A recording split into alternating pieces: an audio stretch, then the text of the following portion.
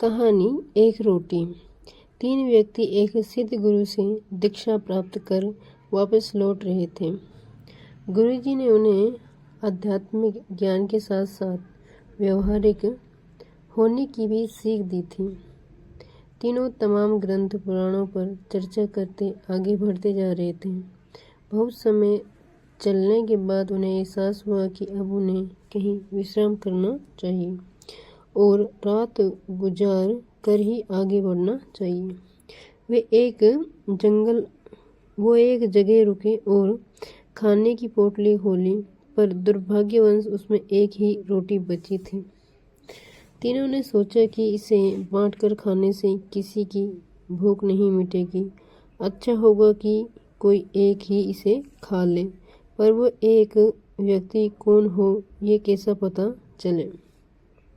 क्योंकि आध्यात्मिक अनुभव कर लौट रहे, इसलिए तीनों ने तय किया कि इसका निर्णय वे भगवान पर छोड़ देंगे। भगवान ही कुछ ऐसा इशारा करेंगे कि समझ में आ जाएगा कि रोटी किसे खानी चाहिए। और ऐसा सोचकर वे तीनों लेट गए। थके होने के कारण जल्द ही सबकी आंख लग गई। जब अगली सुबह वे उठे तो पहले व्यक्ति ने कहा, कल रात मेरे सपने में एक देवदूत आए थे, मुझे स्वर्ग की सैर पर ले गए। सचमुच इससे पहले मैं कभी ऐसे दृश्य नहीं देखे थे।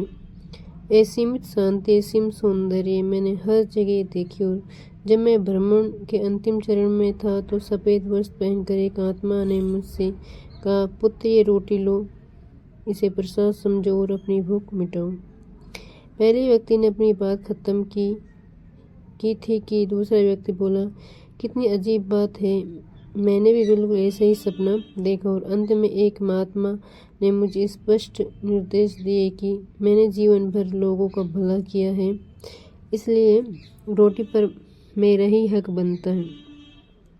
इन दोनों की बात सुन तीसरा व्यक्ति चुपचाप बैठा था। तुमने क्या सपना देखा? पहले व्यक्ति ने पूछा। मेरे सपने में कुछ भी नहीं था, मैं कहीं नहीं गया और मुझे कोई परमात्मा दिखे। लेकिन रात में जब एक बार मेरी नींद टूटी तो मैंने उठकर रोटी खा ली। अरे, तुमने ये क्या किया? ऐसा करने से पहले तुमने हमें बताना क्यों नहीं? बाकी दोनों ने गुस्से से पूछा।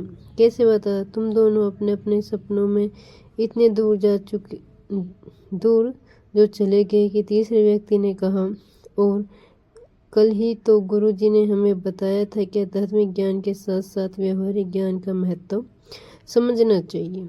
मेरे मामले में भगवान ने जल्द ही मुझे संकेत दे दिया कि भूख मरने से अच्छा है कि रोटी खा ली जाए, और मैंने वही किया। अगर दोस्तों कहानी पसंद आई हो तो लाइक शेयर सब्सक्राइब ज़रूर करें।